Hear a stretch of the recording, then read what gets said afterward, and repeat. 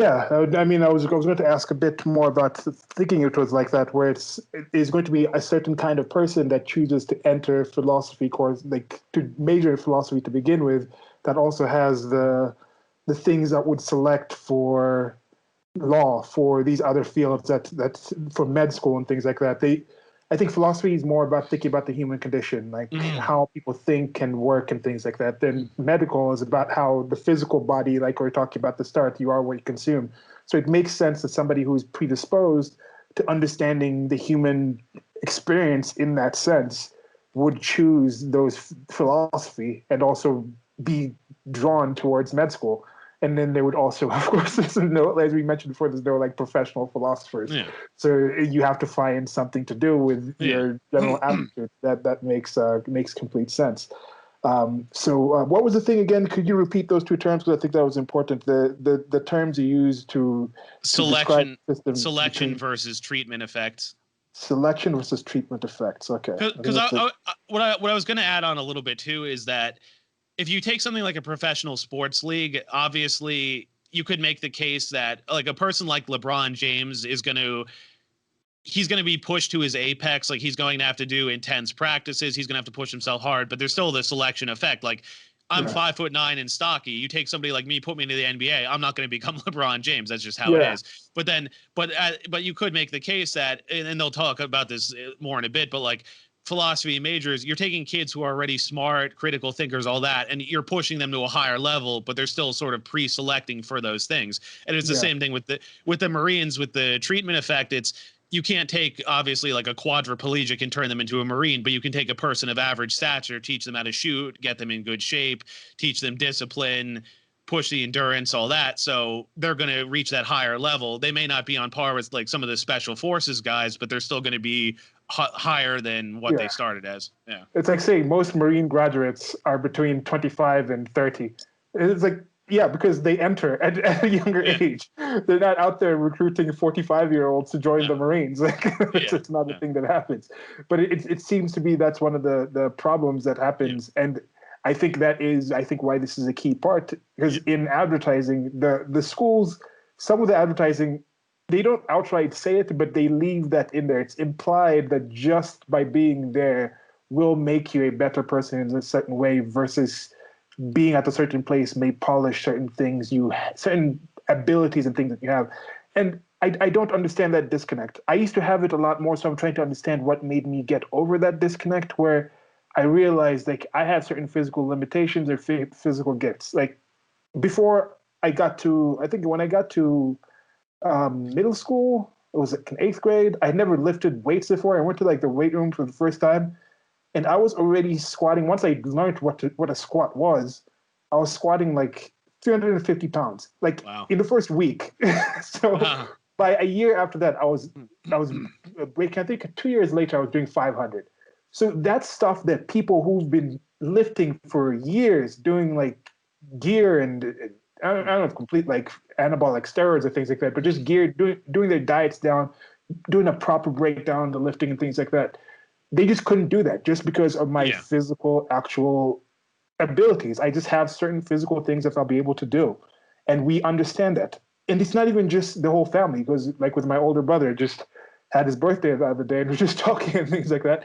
And he's like, "Oh, nice beard." I'm like, "Yeah, I haven't shaved in like I think it's like 2 years," but for him, he's older than I am, but he can't grow a beard. It just doesn't come in. And no one's going to look at him and expect, oh, just grow the beard just because your brother can, just because this other person can.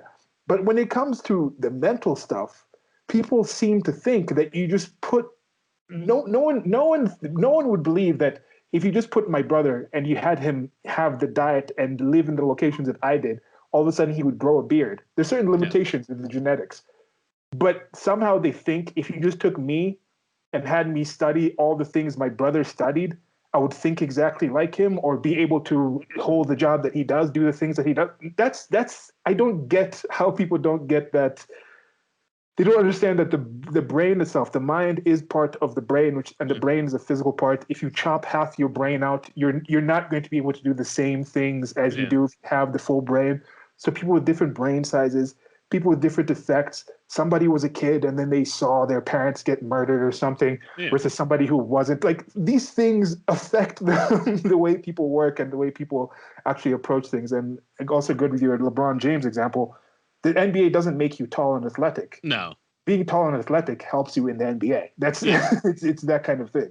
Again, there is treatment to a point, as far as, okay, like they say, Michael Jordan, when he played, he had some of the most intense practices out of anyone, so he pushed himself to his limit. But at the same time, he was already, I think he's like 6'6". He's already obviously very coordinated, a lot of fast twitch muscles in his legs, most likely, all that. So it's like you're already selecting those things, and then you're pushing them as hard as they can. Yeah. And then it's a similar thing with models. Like, you're taking women who are tall, good looking, they still have to eat diets, they still have to maintain their skin, all that. Like, there is treatment, like, to a slight bit, but again, you're already selecting for those categories. You're not going to take someone who's short, unattractive, and turn them into Heidi Klum or whoever you want.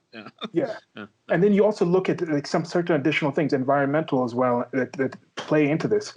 Why is it that certain positions and certain athletes, when you look at something like the American football, you look at a lot of them come from the South, come from southern areas.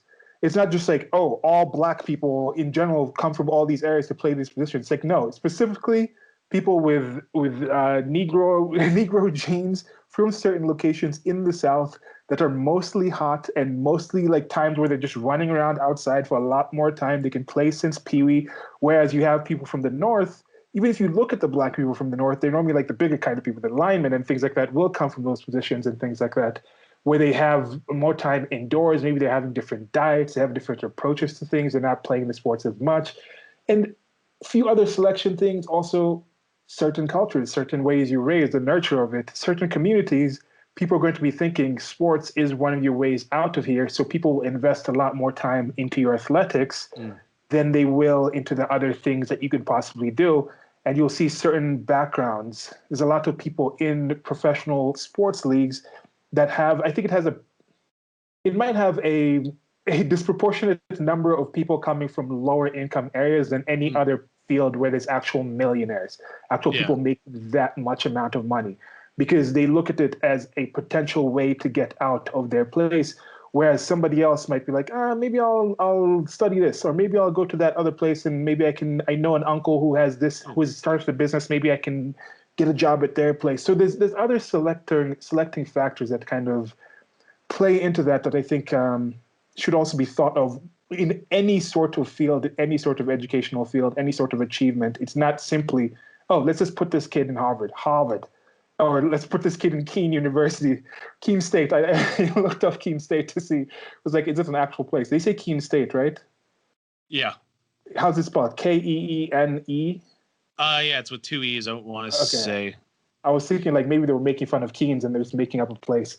Well, I was going to say, to sort of add on to this point as well. I remember I saw this article a while back talking about, we need to extend opportunities, all that. Look at our top successful people like Zuckerberg and Gates. They went to Harvard, and it's like, okay, first off, there's two things with that. Number one, they dropped out. Number two, again, it's the selection effect, not the treatment effect. It's not they got into Harvard, learned some secrets, and then went on to become successful. No, you're already selecting for people that are very intelligent and hardworking, and they just simply thrived in an environment outside of academia. That's all it is. It's the same thing. Like LeBron James, if he wanted to do another sport, I'm sure he could. Like if he wanted to do, I'm trying to think like what's something comparable. Like maybe if he wanted. He was all-state in football as a tight end. Yeah, like he could have done something else, but he's in that range where he can still do really well. And it's the same thing with the academic stuff. Like people who excel in philosophy, they're going to do well at the classics because they're smart, they're conscientious, all that. So they're going to learn Greek and everything.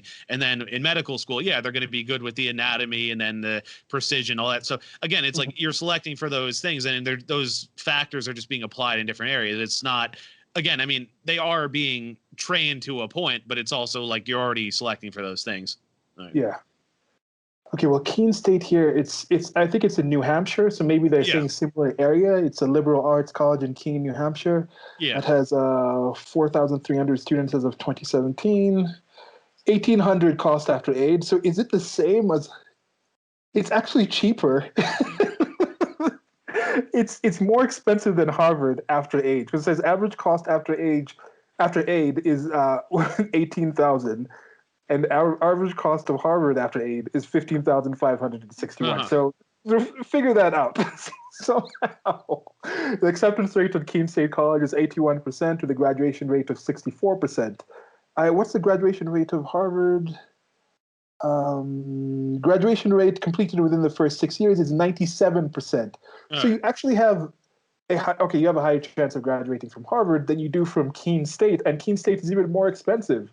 So does But that make? I've heard that about Harvard though, that it's really hard to get into. But once you're in, you're likely to graduate. So like, Yeah. again, I don't know if it's again, because if we talk about things like donations and affirmative action, all that, if like, oh, you're a shoe in because of these things, and then it's not that, it's like once you're in, it's not as hard. It's more they want to be selective in who they get.